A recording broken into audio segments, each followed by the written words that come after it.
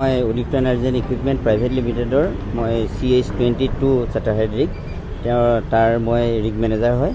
আৰু একচুৱেলি এই গোটেই কথাখিনি আমি একো নাজানিছিলোঁ প্ৰথমতে। মই ফিল্ডত থাকোঁ আৰু মই দিনে ৰাতিয়ে তাত আছোঁ এইকেইদিন। তাতে মোৰ কালি গা বহুত বেয়া আছিলে, মোৰ পেট চলিছিলে, প্লাছ মোৰ প্ৰেছাৰো হাই হৈ আছিলে। আৰু সেইকাৰণে মই ৰুমত আহিয়ে মই পায়খানা কৰি গা ধুই মই শুই থাকিলোঁ। মোৰ দৰ্জা আৰু গ্ৰিল চিল এইবিলাক খোলা আছিলে। তেনেকুৱা সময়তে ৰাতি 10:30মান বজাত দিব্যজ্যোতি বৰুৱাৰ লগতে আৰু চোতালতো প্ৰায় 30-40জনমান মানুহ আৰু ভিতৰলৈ সোমাই গ'ল, প্ৰায় 12জনমান মানুহ সোমাই গৈছে আমাৰ ৰুমলৈ। মই সেই সময়ত একচুৱেলি খাই লৈ কাঁহী ধুবলৈ বুলি গৈ আছিলোঁ। গৈ থাকোঁতে সিহঁতে মোক মানে উশাহ দিয়া নাই যে যাবই লাগে, ইতিমধ্যে থানালৈ যাব লাগে, যে আপুনি অসমীয়া হয়নে নহয়, আপুনি অসমীয়া মানুহ এজন হৈ পিনে আমি অসমীয়া মানুহ এজনক জেললৈ চালান দি আপোনালোকে কি ইয়াতে দাদাগিৰি চলাইছে নেকি, ক'ত ঘৰ আপোনাৰ, আমগুৰিৰ পৰা আহি, মই আমগুৰি বুলি ক'লোঁ, আমগুৰিৰ পৰা আহি আপোনালোকে ইয়াত কি দাদাগিৰি চলাবলৈ আহিছে নেকি, এনেকৈ বহুত অত্যাচাৰ কৰিছে, মানে কথাৰে অত্যাচাৰ কৰিছে প্ৰথম।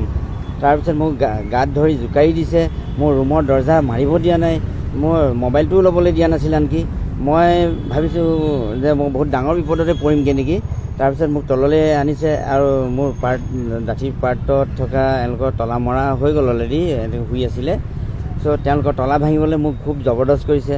তেওঁলোকৰ পাৰ্টিটোৱে সেই দৰ্জাকেইখনৰ মানে গ্ৰিলকেইখনো খুব জোকাৰিছে, কলিং বেল ওপৰত জুপুৰি কলিং বেল দবাইছে। তাৰপিছত মই তললৈ আনিলে, তলৰ পৰা আকৌ ওপৰলৈ নিছে, মোক আকৌ তলা ভাঙিবলৈ নিৰ্দেশ দিছে সিহঁতৰ গোটেই পাৰ্টিটোৱে। তাৰপিছত মই ভালদৰে দিব্যজ্যোতি বৰুৱাক চিনি পাওঁ আৰু শেষত গৈ তেওঁলোকে দিব্যজ্যোতি বৰুৱাই তেওঁৰ গাড়ীখন বগা ৰঙৰ এল্টো গাড়ীখনত উঠাই লৈ মোক থানালৈ লৈ আনিছে।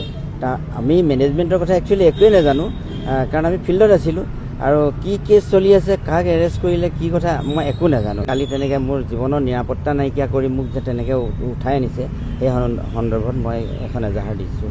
এতিয়া কি কৰে মই নাজানো।